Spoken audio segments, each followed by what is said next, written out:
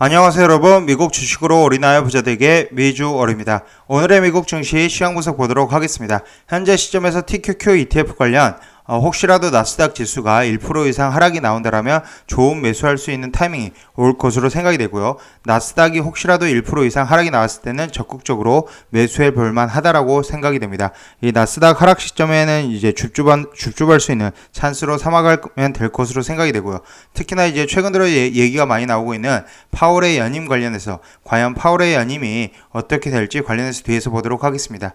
추가적으로 이제 퀄컴과 로블록스 주식 관련해서 인베스터 데이 내용들을 보도록 하겠으며 니오 주식 단기적으로 모멘텀은 충분하다라고 생각이 됩니다. 제가 이제 퀄컴은 이제 한번 급등이 나왔고 앞으로 이제 급등 종목으로 개인적으로는 니오를 꼽고 있지만 뭐 주식에는 100% 확실한 것은 없기 때문에 일단은 이제 퀄컴 다음은 니오가 되지 않을까 저는 개인적으로 생각하고 있는데 마찬가지로 이제 포트폴리오를 다양화하면서 섹터별로 전반적으로 이제 섹터들이 돌아가면서 오를 때 상승 효과를 누려야 된다라고 보시면 될 것 같습니다. 추가적으로 이제 보잉 주식 지금 현재 프리마켓 상승 흐름 나오고 있으며 737 맥스 소식이 계속적으로 들려오고 있습니다. SOLXL, FNG, BLZ, BNKU, FS도 뒤쪽에서 보도록 하겠습니다. 투자주의는 한번 읽어봐 주십시오. 매수나 매도 의견 아닌 점 저의 주관적인 분석인 점 참고해 주시고요. 제 영상이 마음에 드시면 많은 좋아요, 구독과 알람 설정 부탁드리겠습니다. 현재 미주얼 멤버십 혜택 정리해 드립니다. 열성팬 술 한잔, 특급팬 이렇게 운영을 하고 있으니 많은 관심 가져주시고요. 특히나 열성팬 이상 관심 있게 봐주시면 되고, 술 한잔 이상은 이제 개인 상담 원하시는 분들, 저와 개인적으로 이제 텔레그램 상담을 원하시는 분들은 술 한잔 이상 가입을 해주시면 될 것 같습니다. 그러면 현재 파월의 연임과 해임 관련해서 이번 주말 결정이 될 것으로 생각이 됩니다. 현재 바이든 대통령 파월 연준 의장 연임에 대해서 고민 중인 것으로 알려져 있고요. 저의 개인적인 생각으로는 연준의 의장 연임 확률은 70% 이상이라고 생각이 되고, 혹시라도 이제 바뀌게 된다면 브레이너드 지명 확률이 30% 정도 된다라고 봐주시면 될 것 같습니다. 이런 이제 만약에 혹시라도 파월이 이제 해임이 되고 라엘 브레이너드가 이제 연준 의장이 된다면 증시는 단기적으로는 조정이 있을 수 있지만 결국 이 라엘 브레이너드도 비둘기적인 입장을 보여주고 있기 때문에 계속적으로 상승 흐름이 나온다라고 하시면 되고, 오히려 증시가 혹시라도 하락이 나온다라면 줍줍할 수 있는 찬스로 삼으시면 된다라고 보시면 됩니다. 일단 이제 브레이너드 관련해서는 지금 현재 이전에 한번 뉴스에서 공개된 적이 있었습니다. 라엘 브레이너드 뉴스가 공개되고 나서 10년물 국채금리가 1.5%대에서 1.4% 초반까지 빠졌기 때문에 오히려 기술주 나스닥 관련해서 좋은 호재가 될 수 있다라고 지금 보시면 되고, 현재 이제 기준에서 10년물 국채금리는 0.24% 하락한 1.63%에 위치하고 있다. 아직은 1.7%까지는 좀 상승이 1.7%까지 상승이 나오기에는 좀 멀어 보이는 걸로 지금 보이고요. 크루드 오일 프라이스 관련해서도 현재 80불대를 무너지자마자 지금 78.69불 마이너스 1.32%, 특히나 이제 비축유 얘기가 계속적으로 나오고 있기 때문에 크루드 오일 프라이스는 빠져주고 있다라고 봐주시면 될 것 같습니다. 현재 이런 상황에서 이제 브레이너드는 파월보다 더 비둘기적인 입장 성향으로 알려져 있으며 평균 물가 목표제, 물가보다 고용에 초점을 맞추고 있다라고 보시면 되고, 뉴스 공개 후에 미국 금리는 빠르게 하락하면서 도비시로 해석이 된다. 그렇기 때문에 나스닥 기술주에 오히려 좋은 효과를 누릴 수 있다라고 보시면 됩니다. 현재 아무튼 이제 아직 시장의 90%는 파월 의장의 연임에 무게를 두고 있으며 극히 드문 단임의 경우 팬데믹 국면의 대응도 높이 평가, 호의적인 월스트리트 의견을 가지고 있다. 단임이 굉장히 드물기 때문에 연임될 가능성이 가장 크다라고 보시면 되고, 만일 교체되더라도 증시 충격은 제한적일 것으로 보인다라고 얘기가 나오고 있습니다. 다만 교체 거론의 배경이 인플레이션 대응이라는 점은 유념할 필요가 있고요. 파월이건 이제 브레이너드건 인플레이션 대응에 대한 고민은 가능하다. 결국 이 인플레이션을 막기 위해서는 금리를 인상할 것으로 보이는데, 이 금리 인상 시점이 굉장히 중요하다라고 보시면 됩니다. 특히나 현재 12월 14일부터 15일 이 FOMC회가 있습니다. 이때 바로 점도표, 이제 또 언제 금리 인상을 해야 된다라는지 이제 점도표들이 나오게 되는데, 결국 이 시기 일주일 전부터는 어느 정도 현금 비중을 또 확보를 해두시는 게, 스윙이나 단타 트레이딩을 하시는 분들은 현금 비중을 확보를 해두시는 게 좋다라고 생각이 되고요. 저도 개인적으로 이제 오늘 비자는 이제 물량을 줄였고, 앞으로 조금씩 물량을 좀 더 줄여나가면서 한 20%까지 다시 현금 비중을 11월 안에 이제 늘리고요. 있어서 12월 초에는 대략적으로 30-40%까지 현금 비중을 또 늘려가면서 단타나 스윙 트레이딩에 접근을 하려고 지금 계획을 세우고 있습니다.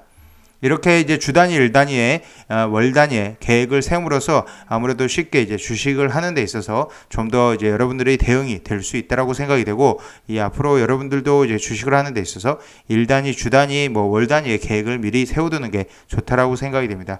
현재 전반적으로 이제 증시는 이제 0.1%대 상승을 나스닥이 나오고 있고, S&P 500은 0.07%, 다우는 0.09%, 특히나 러셀 2000은 2400선에서 계속적으로 횡보하는 모습을 보여주고 있다. 최근 들어 이제 중소형주 강세를 보여주고 있지만 지수 자체, 러셀 2000 자체는 2400선에서 머무르고 있다라고 봐주시면 될 것 같습니다.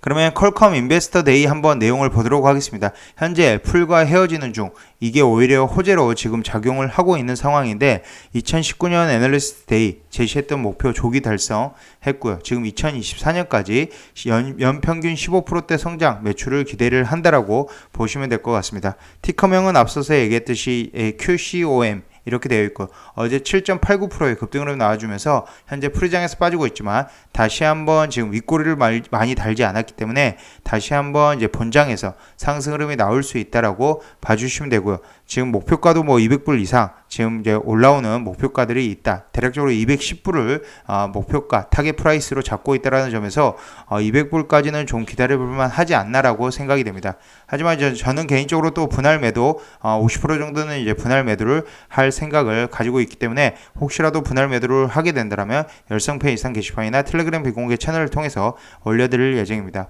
퀄컴 관련해서 논 핸드셋 비중 확대 지속 기대를 하고 있고, 2021년 38%로 2년 전보다 2배 이상 증가가 되었으며, 핸드셋 2024년까지 최소 연평균 12% 성장, 그리고 5G 스마트폰 비중 증가도 역시나 기대되고 있다. 그리고 RF 프론트엔드, 그 다음에 IoT, 사물 인터넷 관련해서도 2024년까지 연평균 12% 이상 성장이 기대가 되며, 오토모티브는 2년 전보다 디자인 채택 비중이 2배로 늘었고 2026년까지 연평균 36% 성장이 기대가 된다라고 봐주시면 됩니다. 현재 이제 IoT 관련 엣지, 메타버스, PC 등으로 기반으로 2024년까지 연매출 90억 달러까지 성장을 목표를 하고 있다고 보시면 되고, 2023년 출시될 아이폰의 약 20% 모델만 납품할 것으로 전망이 되고요. 애플의 비중을 로우 싱글까지 낮출 것으로 보입니다. 오히려 이 부분이 이제 애플뿐만 아니라 다양한 이제 고객사에 납품을 함으로써 오히려 퀄컴한테 좋은 이제 호재 소식이 된다라고 보시면 되고요. 현재 4분기 하이엔드 5G로 타 스마트폰 부품사 대비 양호한 실적을 기대를 하고 있으며, 역시나 4분기 실적 발표를 하면서 아마도 이 가이던스, 다음 분기에 대한 가이던스를 좋게 발표하지 않을까라고 생각이 됩니다. 그렇기 때문에 현재 프라이스 타겟도 지금 최근 올라온 게 35분 전에 올라왔는데 210불로 프라이스 타겟이 올라왔다라고 보시면 되고, 좀 더 저 상승 여력은 존재한다. 지금 이미 10% 이상의 상승을 보고 있지만 조금 더 상승 여력이 존재한다라고 봐주시면 될 것 같습니다. 그 다음으로는 니오 주식 관련해서 보도록 하겠습니다. 니오는 현재 프리장에서 0.57불 상승한 40.9불에 위치하고 있는데, 니오 주식보다 이제 샤오퐁이나 리오토가 더 큰 상승, 특히나 이제 샤오퐁이 더 큰 상승을 계속적으로 보여주고 있습니다. 샤오퐁 같은 경우는 어제 이제 5.16% 상승을, 그 다음에 현재 프리마켓에서 1.76%의 상승을 보여주면서 이 저항 라인을 뚫고 올라갔다라고 보시면 되고요. 이 니오는 아직 저항 라인 44불대에서는 이제 계속 막혀서 내려오는 모습을 보여주고 있고, 이 40불과 44불 이 밴드에서 좀 움직여주고 있다.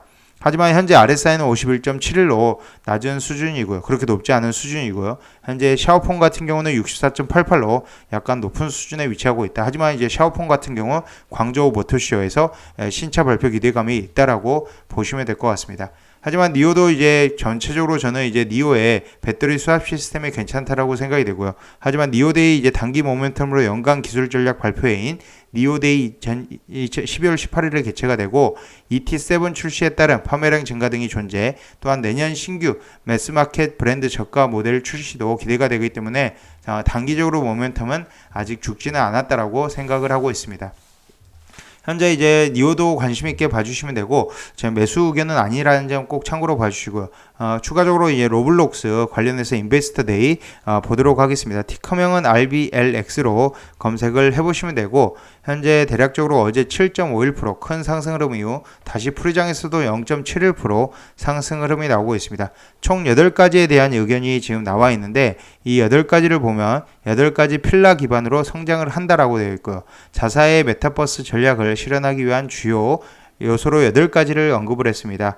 이를 통해 기대할 수 있는 TM, 모바일 게이밍, 스트리밍 비디오, 소셜 미디어로 구분해 전망이 지금 나와 있고요. 장기 성장 전략을 위한 전략으로는 글로벌 확장, 연령층 확대, 플랫폼 확장, 수익화를 제시를 했습니다.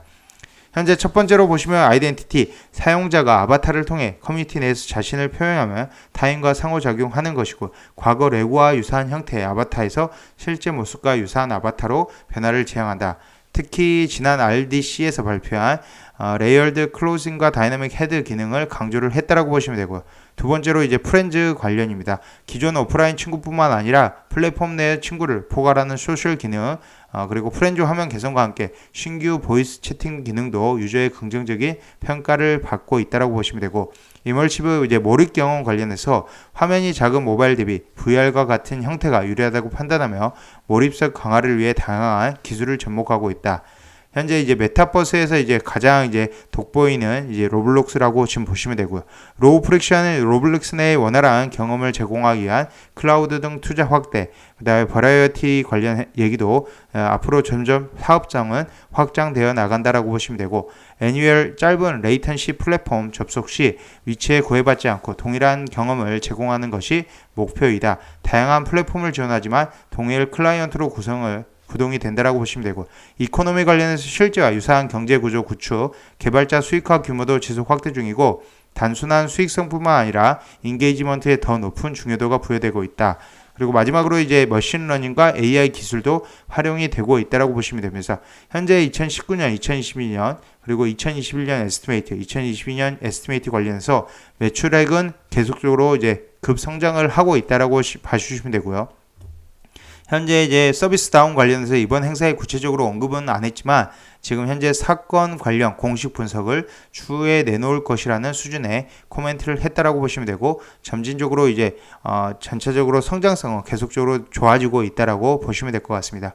현재 이제 로블록스의 투자 전략 한번 보도록 하겠습니다. 3분기 실적 발표 이후 주가 급등에 불구하고 지금 동사의 이제 로블록스의 12month 폴드 PSR은 21.5배 수준입니다.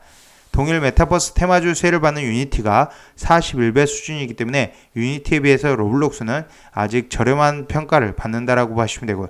유니티가 소프트웨어 산업 호조를 수혜를 동시에 받고 있다 하더라도 현재 로블록스 밸류에이션은 상당히 부담 없는 수준이다.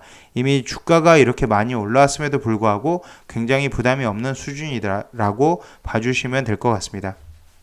그러면 이제 보잉 관련해서도 현재 프리장에서 대략적으로 1.84%, 어제 이제 3%대 하락이 있었지만 다시 1.84%의 상승으로 나와주고 있고요.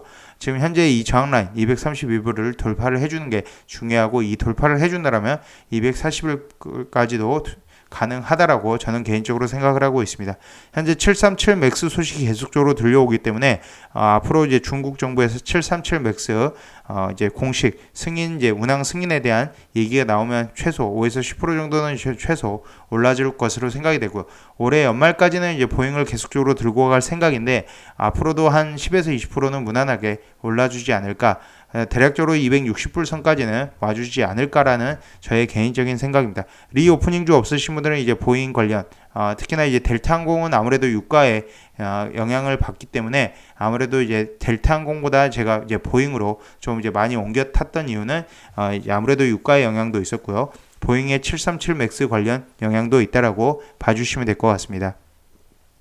지금 앞으로 이제 12월 14, 15일 이제 FOMC에 주목을 해야 될 것으로 생각이 되고, 이 시점을 어느 정도 기억을 하셨다가 미리미리 현금 보유를 조금씩 이제 단단한 스윙 트레이딩을 하시는 분들은 현금 보유를 하는 게 좋다. 하지만 지금 현재 이제 파월의 연임권 외에는 이 주말에 이제 파월 연임권 관련해서 얘기가 나올 것으로 생각이 되는데, 이 연임권 외에는 특별한 이슈 사항은 없고 다음 주나 다다음 주 무난하게 증시는 계속적으로 천천히 우상향하는 흐름을 보여주지 않을까라고 생각이 됩니다. 지금 현재 FNGU는 이제 매수를 해둔 상태에서 계속적으로 지켜보고 있는 상태이고 SLXL 지금 나머지 물량이 10% 정도 남아 있었습니다. 현재 SLXL 관련해서 대략적으로 이제 70불대에 계속적으로 들고 가다가 70불대에 오게 된다라면 나머지 10% 물량을 매도를 할 생각이고요. 현재 SLXL RSI 74.57, CCI 101.38로 높은 수준이다. 신규 진입은 조금 부담스러운 세배 레버리지는 특히 부담스러운 자리이다라고 생각이 되고 혹시라도 이제 주가가 나스닥 지수가 빠지게 된다면 이 ETF, TQQ ETF도 아직은 괜찮다라고 생각을 하고 있습니다. 지금까지 미주얼 영상 시청해 주셔서 감사드리고요. 앞으로도 미주얼 영상 많은 시청 부탁드리겠으며 제 영상이 마음에 드셨으면 많은 좋아요, 구독과 알람 설정 부탁드립니다. 감사합니다. 미주얼이었습니다.